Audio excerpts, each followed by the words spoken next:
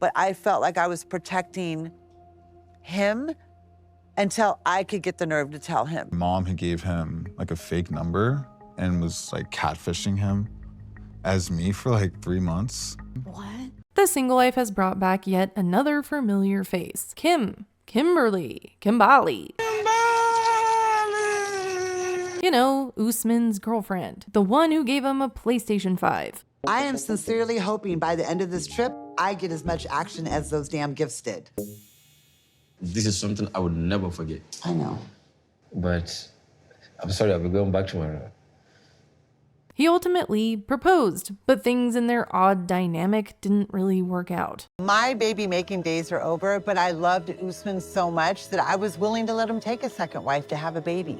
Yeah, he loved Kim so much that he wanted a second wife, and then wanted to bring that second wife and baby to the US. I'm glad they ended things. So Kim is now moving on and is ready to get back into the dating world. Since this show is called The Single Life, when we jump into seeing Kim get out there and date, you get the sense that this season will be about that. Like, how did you end up with 2 girl roommates?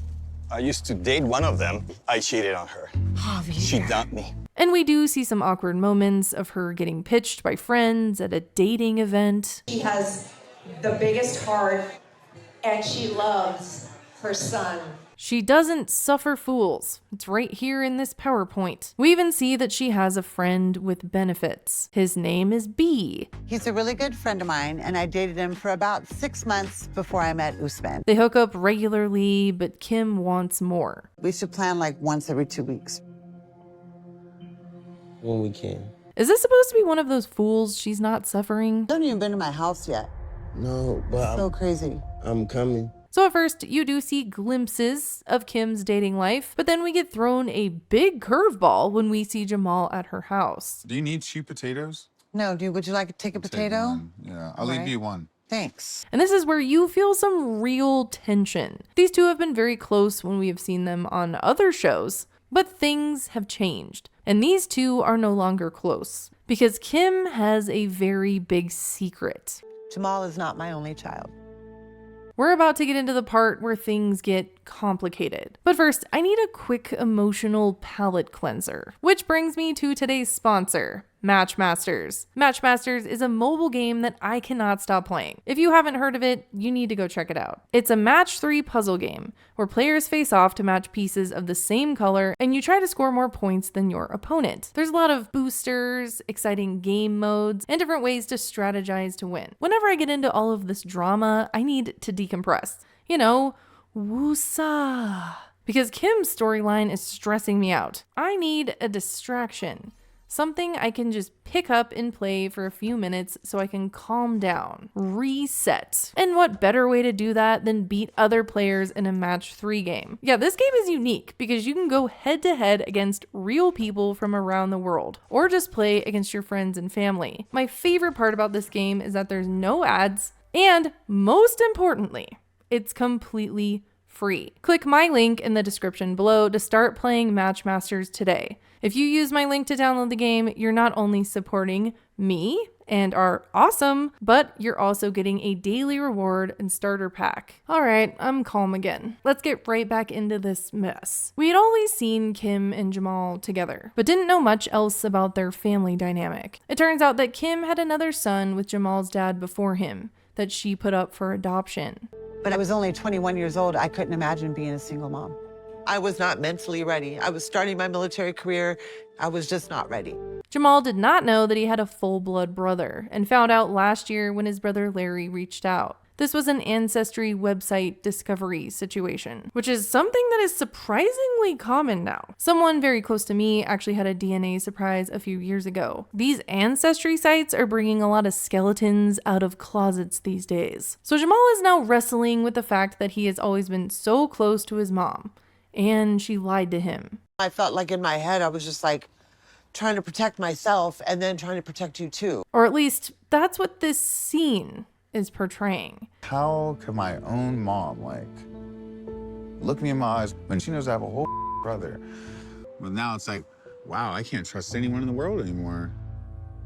But this is where things get absolutely unhinged and shocking. In my opinion, Jamal already has the right to feel like his mom broke his trust. But this frustration that he's showing towards Kim is explained with a little bit more context on the Between the Sheets after show. If you don't know what Between the Sheets is, it's like a show where they bring cast members back on to talk about the show. Pillow Talk was people just watching and commenting. Sour apple candy.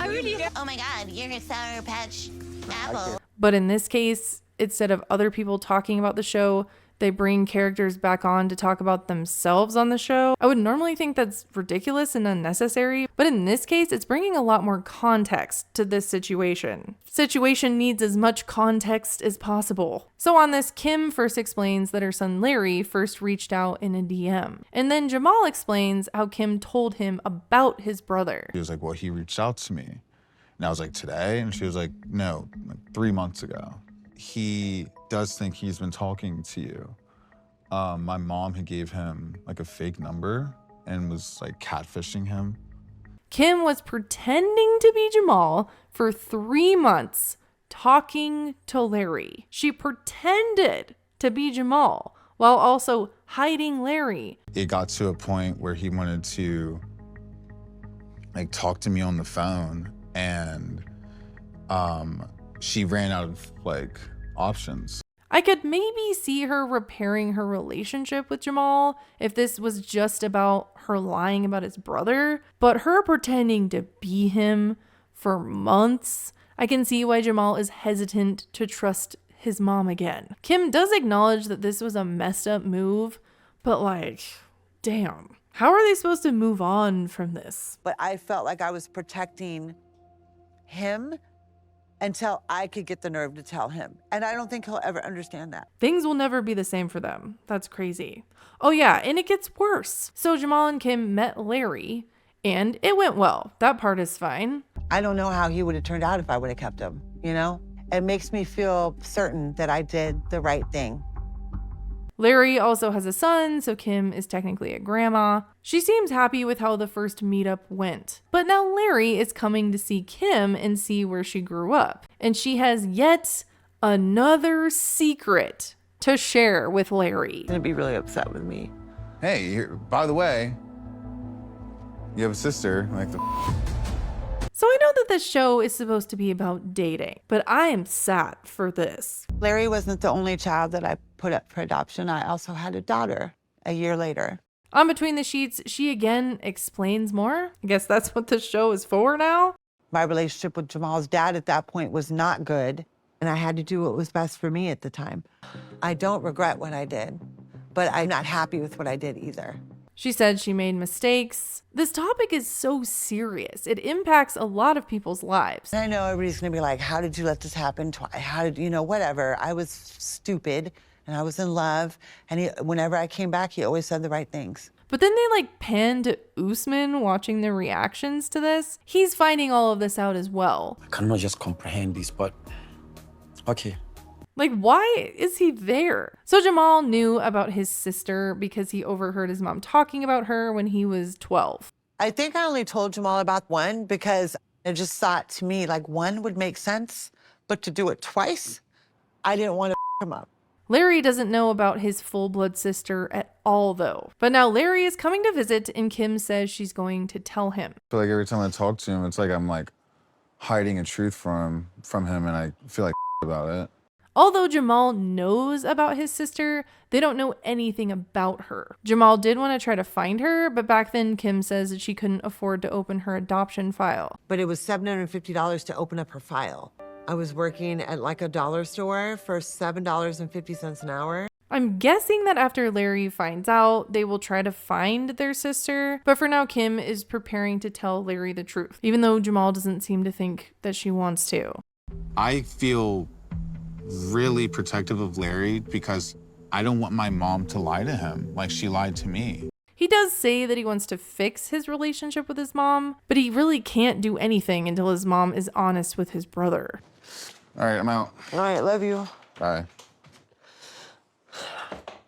So the show puts the focus on this situation, and it teases how Kim is getting ready to meet up with Larry and tell him the truth. I didn't tell my son Larry about his sister when he first found me, Here, sit.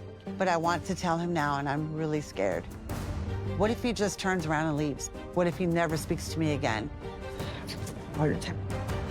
Let me know what you think about this situation. I would normally say that they should just keep the focus on dating since it is a single show.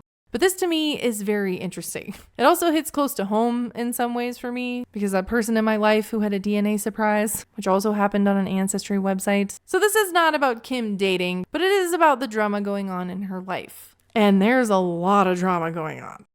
Make sure to follow me on Instagram if you haven't already. And also, this is my QR code to my Snapchat. Anyways, thanks for watching. Bye!